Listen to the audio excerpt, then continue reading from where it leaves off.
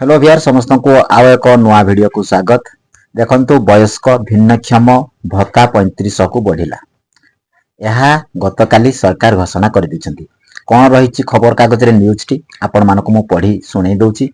आपण माने विभिन्न कमेंट जरिया रे मते नाना कथा कहउतले आपण माने जानि रखंतु। सत्य घटना मु निहाती मो वीडियो रे कहे आपण माने निहाती मो YouTube चैनल को विश्वास करि परिबे, भरोसा करि परिबे।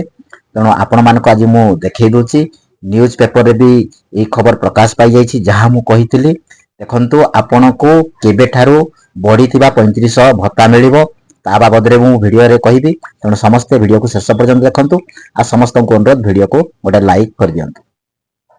राज्य सरकार वयस्क और भिन्नक्षमक भत्ता वृद्धि करिसंती।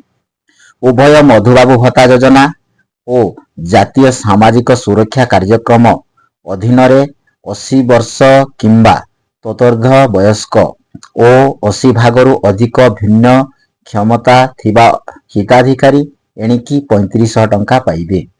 देखंतु सरकार को कहबा कथा हला जे जो माने मधुबाबू भत्ता पाउथिले आ जो माने जातीय सामाजिक सुरक्षा भत्ता हमर दुईटी भत्ता रहउची। तेणु सेही भत्ता अंतर्गत रे जदि आपण अछंती आपनकर बयस 80 वर्ष किंबा ततोर्ध 80 वर्ष हेइथिबो किंबा ताठारु अधिक बयस हेइथिबो एवं 80 भाग किंबा 80 भागरु अधिक आपनकर भिन्न क्षमता थिबा हिताधिकारी से माने केते टंका पाइबे ना आगरु पाउथिले 1200 टंका एबे सरकार 3500 टंका देबे। देखंतु ए भत्ता केबे ठारो लागू हबो जनवरी 2025 रु एहा लागू हबो। मने रखंतु आपण ई जनवरी ई नवा वर्ष रे ए भत्ता टंका 3500 टंका भत्ता टंका आपण पाइबे। तेणु आपण माने खुशी हुंतु जहां आपण एते दिन धरि अपेक्षा करि रहिथिले ताहा आज फलप्रद हेइ परिछि। सरकार बढ़ैतिया भत्ता टंका आपण माने एही मासरु पाई परिबे। पूर्वरु सरकार एही भत्ता वृद्धि नै घोषणा करिथिले किंतु से लागू कर नथिले। तेणु कोन करिसंती ना वृद्धि घोषणा करिथिला बेले आज सेथिरे कैबिनेट कोन करिछि मोहर बाजिछि। कैबिनेट रे मंजूर सरिछि मोहर बाजी सारिछि। तेणु आपण माने आ चिंता करिबार नै। आपण माने एही मास ठारू बढ़ीथिबा 3500 टंका भत्ता टंका पाइबे।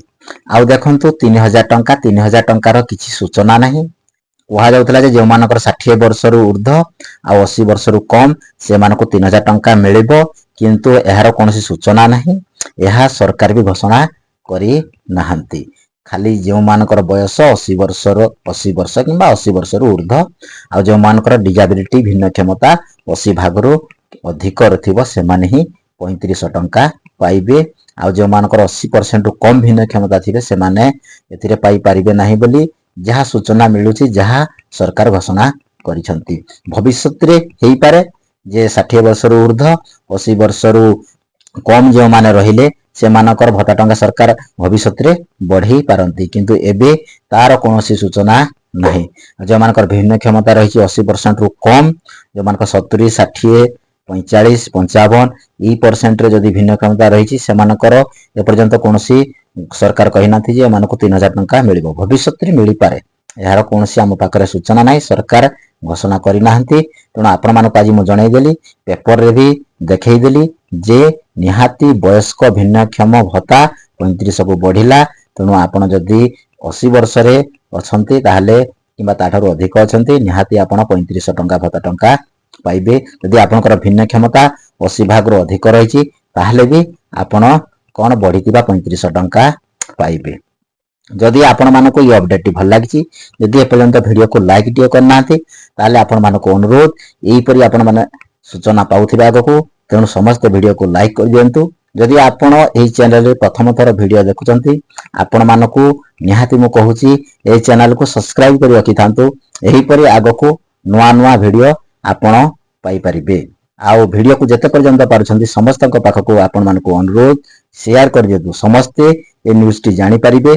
जो माने अपेक्षा करिथिले एते दिन धरि सेमानक पाखको ए न्यूज टी निहाती पहुंचीबा आवश्यक। तेणु आउ किछि जदि आपण मानकर असुविधा अछि निहाती कमेंट बॉक्स रे आपण माने कमेंट करि परिबे। आपनकर कमेंट बॉक्स सबु बेले खोला अछि। आपण गाली देई पारंती भलो लिखि पारंती आपनक इच्छा अनुसार आपण कमेंट बॉक्स रो व्यवहार करि परिबे। आज पई वीडियो रे एतिकी रहिली। जय जगन्नाथ।